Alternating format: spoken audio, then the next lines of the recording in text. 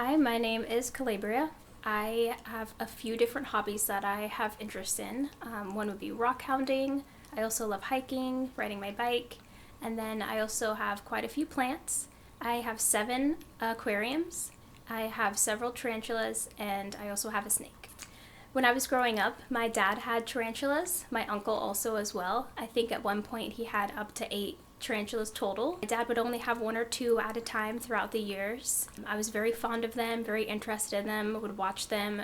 Feeding them was the most exciting time. They were the most active, and I just grew to love them over the years. I currently have 7 tarantulas, 5 jumping spiders, and 1 mouse spider, so 13 total. I currently have 3 different food source options. For the jumping spiders, I feed them fruit flies, and then I have mealworms as well as red lobster cockroaches. I don't recommend hugs or kisses.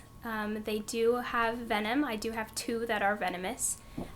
Feels ideally like a bee sting, but can be much worse and much harsher. I don't take my tarantulas out to give them hugs and cuddles. When I'm taking them out, it's merely just to observe them and to make sure that they are molting okay and doing fine in their environments.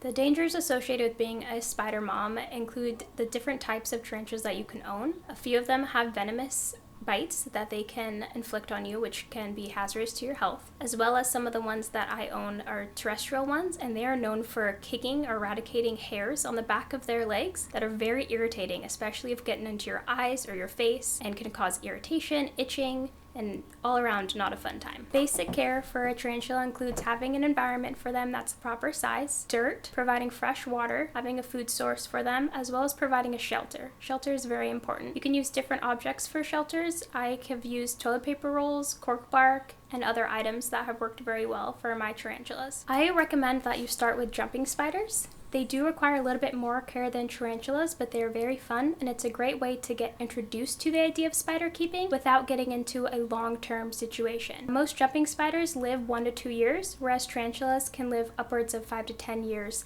depending if it's female or male. Jumping spiders are great. You can actually handle them, and then you can kind of work towards your arachnophobia and get towards the idea of tarantula keeping. A lot of people start this way, and that's how they get into the hobby. The next tarantula I want to add to my collection is a Grammostolepultra, also known as a Brazilian black. This is a New World terrestrial tarantula, known to beginners as a really good tarantula to keep, as well as it's extremely docile. For my collection, I mainly try to get female tarantulas. They live a lot longer, and I feel that they show the species coloration better just because they are a lot bigger. So you can see their markings a lot more so than you can with males. I do highly recommend keeping a tarantula, especially if you are afraid of tarantulas. You will grow to learn and love them. I have not been bitten by any of my tarantulas. I have had a couple of them kick hairs at me. My other tip for you is that they are way more afraid of you than you are afraid of them. That's it.